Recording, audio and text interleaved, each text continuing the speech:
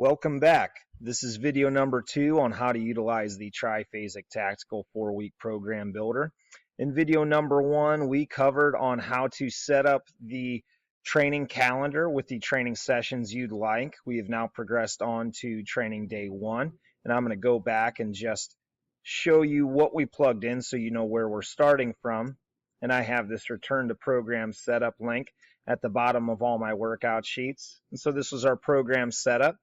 In video 1, we've already plugged in all this information. We went to training day 1 using the hyperlink within the calendar. We can see the triphasic tactical qualities we will be training that day. We chose a mixed quality and capacity session.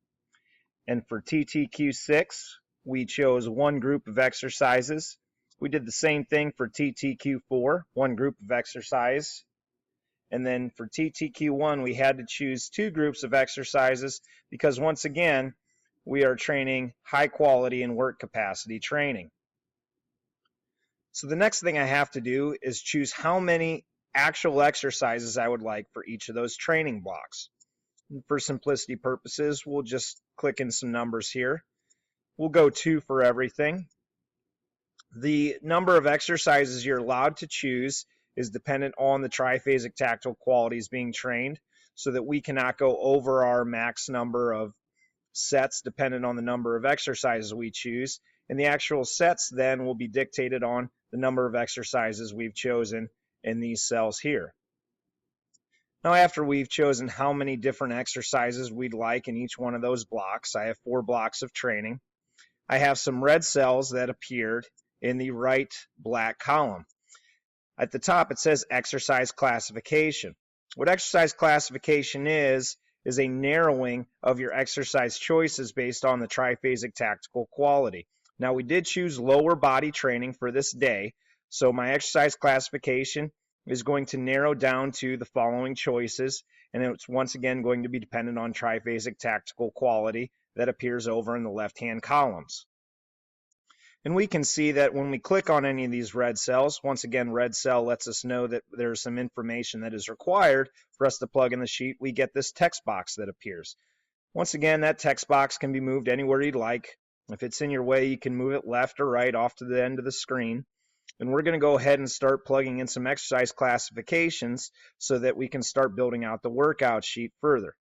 For TTQ6, let's just go ahead and choose some cardio activities. This will be our speed training for the day.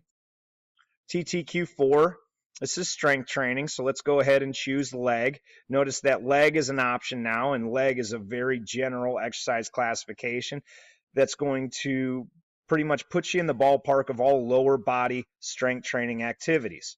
I'll choose leg for both of those. If I go back up to my TTQ6 block, notice that leg was not an option. So once again, the options are dependent on the choices that you make, and I'm going to show you in a little bit on how we can go and change some of those options so that you can plug in some exercises you'd like to that maybe don't appear from the default options. Plug in my last 2 exercise classifications. Once again, I'm not being very specific on what I'm choosing or putting a lot of thought into it. We're just going to start plugging in some information to show you guys how this works. So now that I've chosen all my exercise classifications, you notice that red cells appeared in the actual training sheet. So I'm going to show you what this looks like on the print preview once again, so you can see what the actual workout sheet looks like when you go to either A, print it, or B, save it as a PDF file to email out to people. That's a small view, so let's go ahead and maximize that just a little bit. And you can see that my columns that were in black on the left and right, plus the black border at the bottom, doesn't appear on my print preview. So the only information that's going to appear when you go to print these sheets out is what's in this white area that's now being populated. And now that I've met all the requirements I need to for exercise classification, once again, these cells were all in red. They're now yellow, letting me know that I'm good to go. I need to go in and plug in some actual exercises.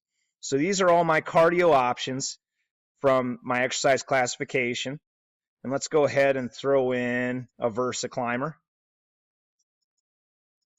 And let's see what else is available in a sled push. Once again, I chose 2 for my exercise number. If I change that selection down to 1, we'll notice that only VersaClimber is available to me because that's what I chose for exercise 1A. If I go back and change that back to 2 for that option, my sled push should now reappear. So now that I've chosen my exercises A and B for block 1, TTQ6, I'm going to go ahead and move on to block 2. I'm going to look for a back squat since this is lower body strength training. And I'm going to go ahead and see if I can find some type of accessory exercise in here.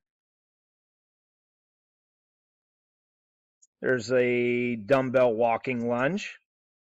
And now for TTQ1, or Performance Zone 1, and then once again you have this key over here off to the left, letting you know what those TTQs are so you could better choose exercises. Just going to go ahead and plug in some other exercises. Depth drop. And a 4-cone T drill. Chose isometric for exercise A on block number 4. So let's go in isometric RDL. And a kettlebell exercise for exercise B. So let's go ahead and go kettlebell snatch. And notice that if I click on any of the cells within the workout sheet underneath my exercise column, I get another text box that appears, and that's letting me know that I can plug in other exercises and what's available in my drop-down menus. So I just plugged in kettlebell snatch. And now if I want to plug in a different exercise that isn't available in this column or in any of these other options, if I change my exercise classification, I can go down to my Add Exercises link in the bottom right-hand column. And that will redirect me to a different sheet. This sheet is very similar to the one that is in the Performance Zone Session Builder, but I have a lot more options up here because I have more exercise classifications. So I just plugged in kettlebell snatch for my last exercise. I'm going to go to my kettlebell column because that's the exercise classification I've chosen. And let's say I'm going to do an exercise, and we'll just call it the Widowmaker. So I'm going to plug in Widowmaker there. It was a yellow cell. After I enter the information, that cell will turn white. To get back to my training day 1 sheet that I was working off of, I'm going to go back to Return to Program Setup. Training day 1, go to Workout. And now, in the last exercise, once again, kettlebell classification, the last exercise that should appear is Widowmaker. One of the other things that's been happening as I've plugged in those exercises is another column has populated off to the right, and it's letting me know that if there's a video link available, and there isn't any video link available for those first couple exercises, and it lets me know that. And I know the font is small, and that's because there's a lot of information we're trying to squeeze into one sheet. But if I don't know what a back squat is, or I'm emailing this sheet out to my athletes, I can right-click, copy, paste that information into my browser, and that's going to redirect me to the Excel Athlete website, which will link to a short little video demonstration so that I can get this information out to a lot of people. So now I've completed my training day 1. Once again, we'll show you what that looks like in a print preview. Print preview, now my exercise workout sheet has been completed. All my exercises, sets, reps, load, and rest parameters are in there. And I could either print that, or I could go to Save As. And we're going to save this as a PDF.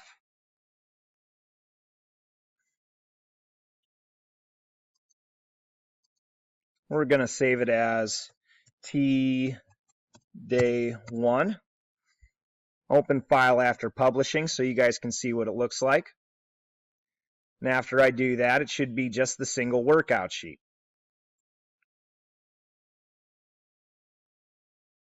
Taking a little while, but there we go.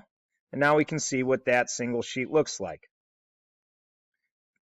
We will get out of the PDF view and go back to my program setup.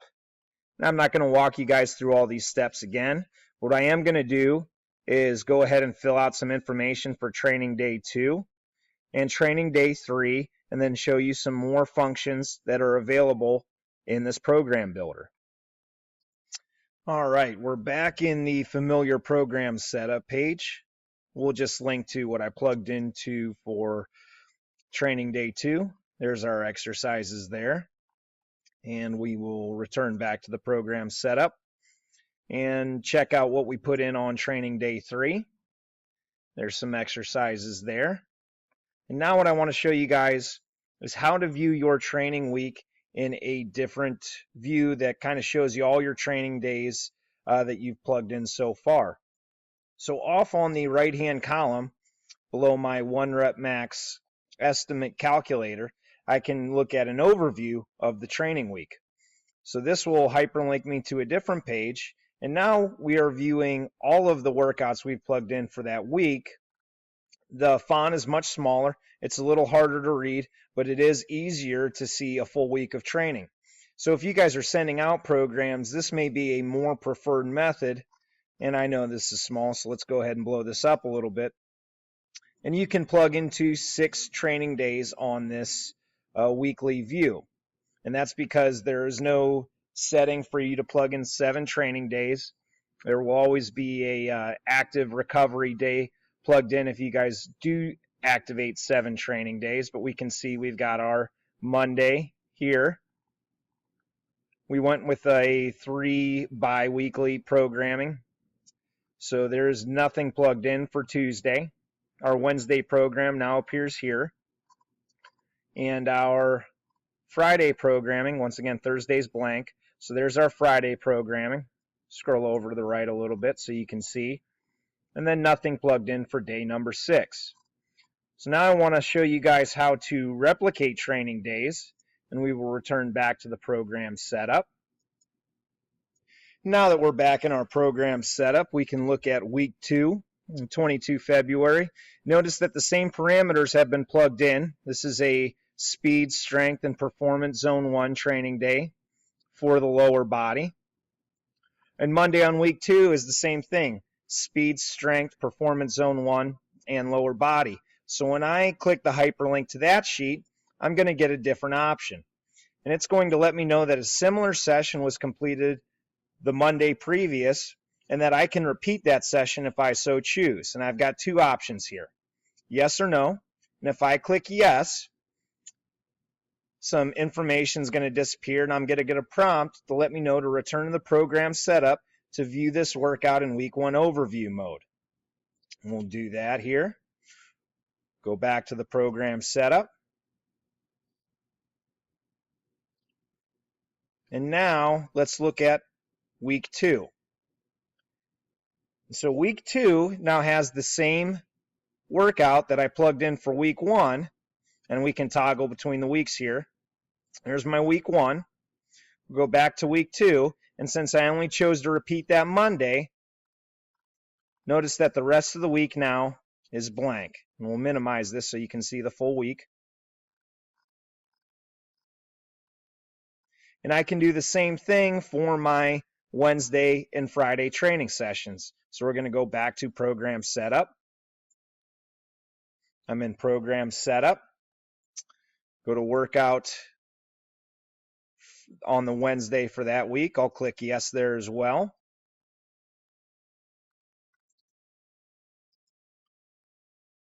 And I'll do the same thing for that Friday.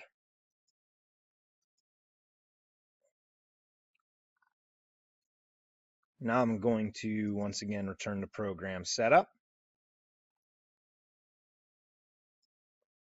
I'm going to look at my week 2, and all 3 of those training sessions are now populated on my week 2 training sheet. And there is one little glitch in the system here, and I'll show you guys why that happens and a quick little fix around that. But that's all the time we're going to have for this video, so you will have to proceed on to video number 3, where we will wrap up how to utilize the Triphasic Tactical 4-week program builder. Thanks. Until next time.